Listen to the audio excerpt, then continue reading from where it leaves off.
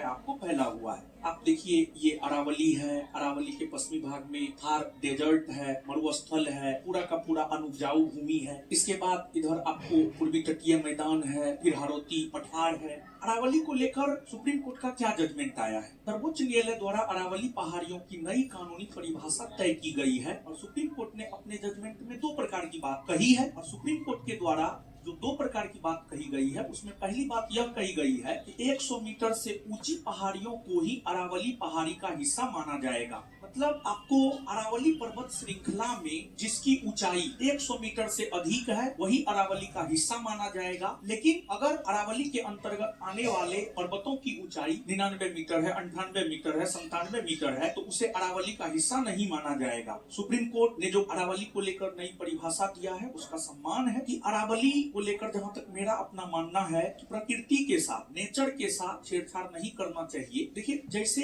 हिमालय पर्वत संपूर्ण भारत के लिए एक जलवायु विभाजक के तौर पर काम करती है, भारत के लिए रक्षक के तौर पर काम करती है। जिस प्रकार ठंड के मौसम में आप देख रहे होंगे कि हम शॉल ओढ़े हुए हैं, गमछा ओढ़े हुए हैं, ये गमछा ठंड के मौसम में हमें ठंड से बचाती है। उसी प्रकार हिमालय जैसी पर्वत, अरावली जैसी पर्वत भारत को कई प्रकार से सुरक्षित करती है, पर्यावरणीय दृष्टिकोण से तथा अन्य कई दृष्टिकोण से जो है हमारी सुरक्षा करती है। और इसका मतलब ये है कि मान लिया जाए कि अरावली जो है आपको इस प्रकार से है, आप देख सकते हैं यहाँ पर।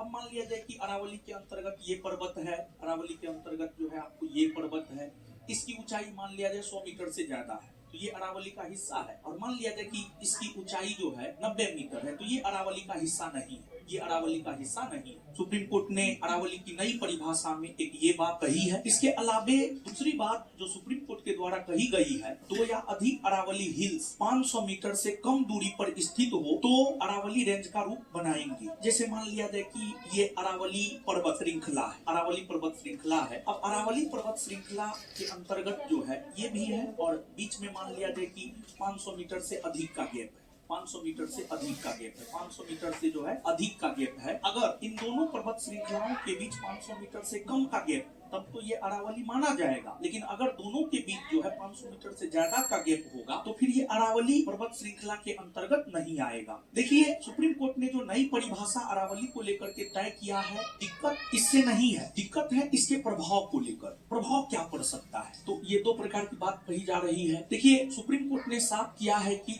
2.5 अरब साल पुरानी दुनिया की सबसे पुरानी पर्वत श्रृंखलाओं में से एक अरावली क्षेत्र में 100 मीटर से नीचे की पहाड़ियों को अपने आप जंगल नहीं माना जाएगा। मतलब यह कि सिर्फ इस आधार पर कि कोई पहाड़ी अरावली में है उसे